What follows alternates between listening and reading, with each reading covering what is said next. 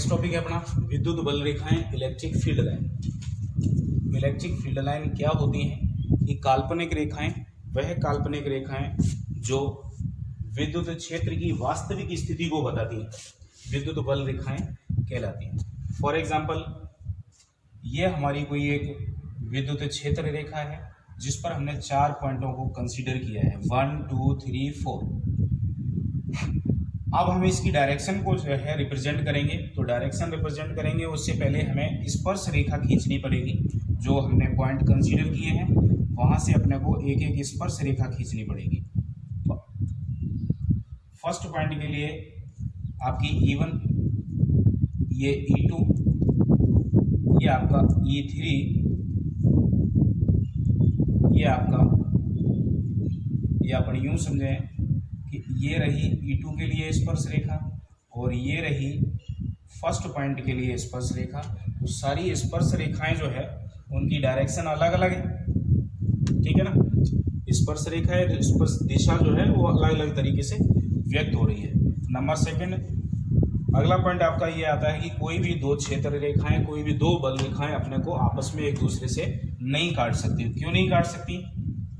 ये आपस में एक दूसरे से काट रही हैं। स्पर्श रेखाएं अपन खींचेंगे तो दोनों बल रेखाओं की स्पर्श रेखाएं अलग अलग हैं, जो कि नहीं हो सकती। एक बल रेखा केवल एक बार में एक ही स्पर्श रेखा रिप्रेजेंट करती है। अगला पॉइंट है आपका कि इस विद्युत बल रेखाएं धनावेश से निकलकर आपकी ऋणावेश पर समाप्त होती हैं। तो धनावेश से आपकी निकल रही हैं और ऋणावेश पर समाप्त हो रही है। मान लो एकल आवेश है, चाहे वो आपका पॉजिटिव है या नेगेटिव है। तो पॉजिटिव आवेश से जो निकलने वाली रेखा है, उससे जो रेखा निकलेगी वो कहाँ तक जा रही है? अनंत तक जा रही है। लेकिन नेगेटिव चार्ज में अनंत से कहाँ आएगी? वो नेगेटिव चार्ज से आएगी। रेखा कहाँ से आ रही है?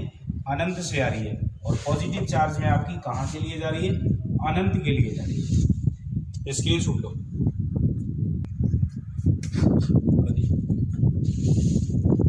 अगला पॉइंट आपका है कि मान लो कोई धनावेश है, यानी सजातीय आवेश है, ये भी आपके सजातीय आवेश हैं।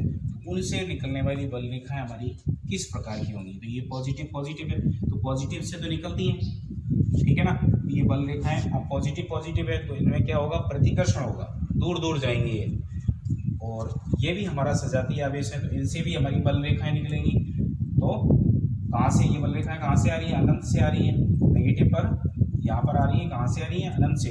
लेकिन ये हमारे सजातीय आवेश है, इसलिए ये आपस में पास नहीं आ सकती, ठीक है ना। अगला पॉइंट है आपका,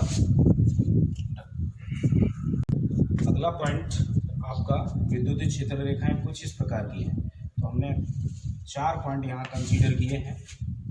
पहला पॉइंट ये है, दूसरा ये है, और तीसरा आपका ये है, और चौथा आपका ये है। तो इनमें ये देखना है कि विद्युत क्षेत्र रेखाएं किस जगह ज़्यादा अधिक प्रबल होंगी और किस जगह दुर्बल होंगी। तो 4 स्थितियां अपने को मिलेंगी, E1, E2, E3 और E4। अपने को ऑर्डर फॉर्म में लिखना है। ये आपका फर्स्ट है। यहाँ पर क्या डिसाइड करेंगे? तो ये एरिया लेंगे, यहाँ पर एरिया लेंगे, यहाँ लेंगे और यहाँ लेंगे। तो अब इस एरिया में देख लो कि 1 2 3 4 5 विद्युत क्षेत्र रेखाएं कितनी है? 5। इसके अंदर 1 2 3 आपकी 3 है। इसके अंदर 1 2 है। इसके अंदर आपकी 1 है। तो इनको जब ऑर्डर फॉर्म में लिखेंगे, कहने का मतलब ये है कि जहाँ क्षेत्र रेखाएं बिल्कुल घनी होगी, जिनकी डेंसिटी बहुत कम होगी, वहाँ क्षेत्र जो है वो क्षेत्र रेखाएं ज़्यादा प्रबल होंगी। किसकी अपेक्षा? जहाँ दूर दूर फैली हुई हैं उसकी अपेक्षा। तो इनको जब ऑर्डर फॉर्म में लिखेंगे तो E1 सबसे बड़ा होगा, फिर E2, फिर आपका E3 आएगा, ठीक है ना। अगला पॉइंट आपका 7 है।